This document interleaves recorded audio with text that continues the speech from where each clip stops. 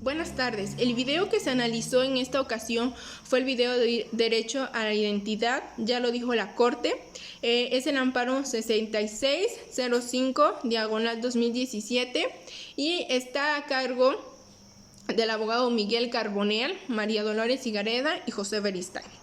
Y bueno, se inicia planteando cómo es este caso o cómo es que llega a la Corte. Bien, en resumen, una madre exige el reconocimiento de paternidad hacia su hijo menor de edad y que el padre se haga cargo de las obligaciones que tiene como padre hacia su hijo. Para esto se da la orden de hacerse la prueba de ADN para que quede comprobado que el que se presume ser el padre del menor, pues sí lo sea, ¿no? Para comprobar. Sin embargo, este sujeto se niega y ante esto la Corte deduce que efectivamente es el padre.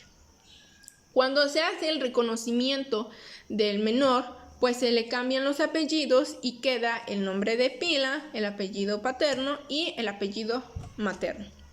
Pero ante esto hay una inconformidad por parte de la madre, ya que argumenta que no se está tomando en cuenta un derecho primordial del menor, que es el derecho a la identidad, y segundo, que no le parece justo que primero vaya el nombre del padre, el apellido del padre, y luego de la madre, ya que pues obviamente ella se ha hecho cargo todo este tiempo del menor, y que además ese apellido que ha tenido desde siempre le ha servido como una identificación social, porque sus compañeritos o las personas con las que se relacionaba lo nombraban por su apellido, que anterior a esto pues era el apellido materno, ¿no?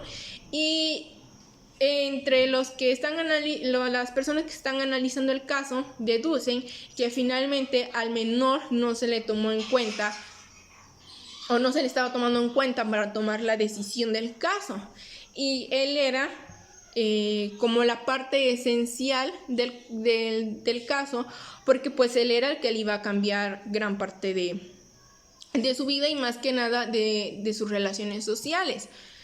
Entonces empiezan a analizar el derecho a la identidad, que en este caso no estaba siendo tomado en cuenta y que era parte fundamental, ya que obviamente tiene derecho al nombre, tiene derecho a ser reconocido socialmente, tiene derecho a conocer su origen biológico. Entonces, a partir del derecho a la identidad se desglosa todo lo demás, ¿no? Y no se estaba tomando en cuenta que obviamente pues ya no le iban a nombrar con el apellido materno, ¿no? Sino que ahora lo tenían que nombrar por el apellido paterno, y eso venía pues afectando en cierta medida las relaciones que tenía el niño. Y en segunda instancia estaba que había una discriminación, y María Dolores lo plantea como una discriminación histórica por parte de las leyes y un atraso, ya que pues desde siempre se ha tomado como prioridad el apellido paterno y posteriormente el apellido materno. Y actualmente hay ciertas partes de las leyes o ciertas adecuaciones en las que se permite elegir el orden de los apellidos, es decir, si se quiere que primero sea el materno y posteriormente el apellido paterno. Y bueno,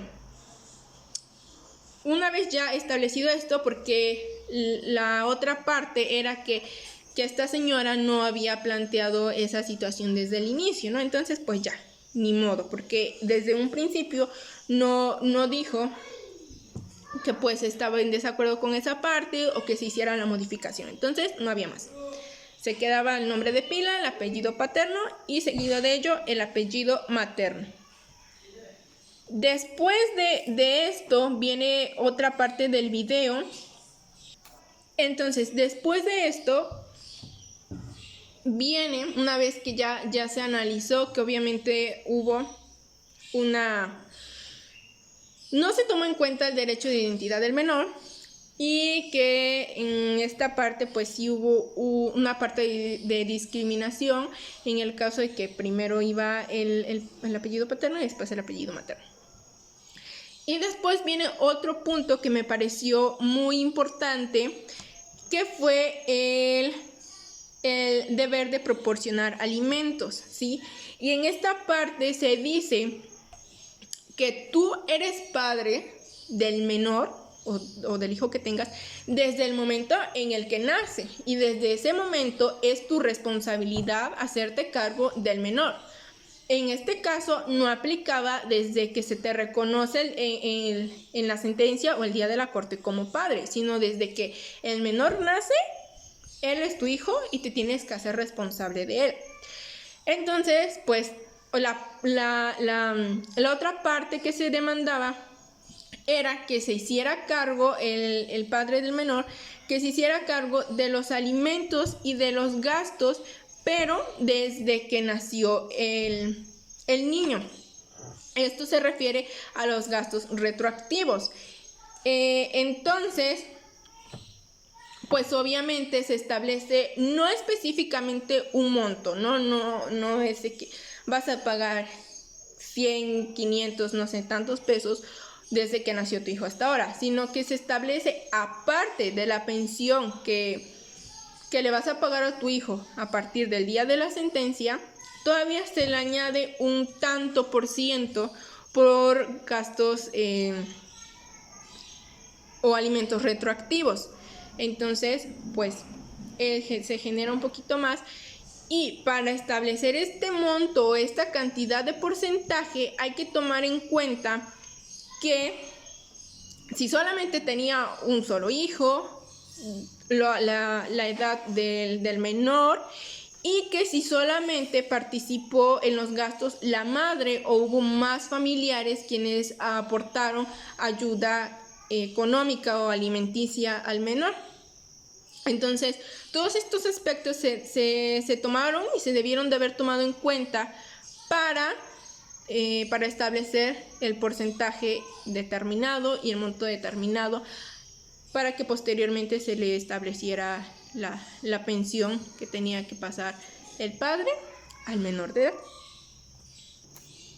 Obviamente el monto debe de ser justo, pues sin exagerar, y tomando en cuenta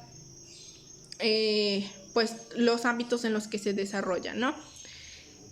Y bueno, finalmente también se argumentaba un poco ahí que la madre ya no quería limitar los derechos que tenía el padre, o que a partir de ese momento iba a tener el padre sobre el niño. Pero pues obviamente esto no aplicaba, ya que el padre pues se iba a hacer cargo, y obviamente al tener obligaciones pues también iba a tener derechos, y no había ninguna causa por la cual se debería de restringir el derecho que tenía el señor de ver a su hijo o de convivir con él, ni nada, porque entonces ya no se estaría tomando en cuenta nuevamente al menor, ¿no? Sino simplemente un conflicto entre padre y la madre. Entonces, pues el menor tenía el derecho a convivir con él, y no había ninguna circunstancia por la cual restringir al padre de convivir con el menor. Y finalmente se toma la reflexión de que, bueno, para empezar, pues existe ya la parte de las leyes en las que se puede elegir qué apellido ir primero, si el paterno o el materno. Segundo, que pues cuando nos encontremos ante un caso como este, es primordial aceptar la prueba de ADN, ya que si te niegas, pues automáticamente la corte va a deducir que tú eres el padre o la madre del menor.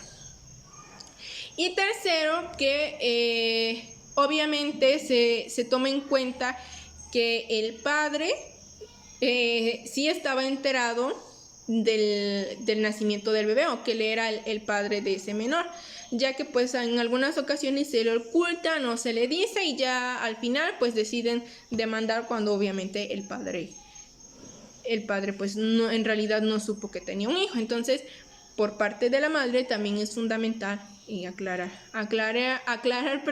ese punto, para que obviamente se tome en cuenta los elementos, se toma en cuenta la situación, se toma en cuenta todos los derechos de todos y en especial del niño, porque él era, digamos que la parte central de este caso, y bueno, así llegar a una solución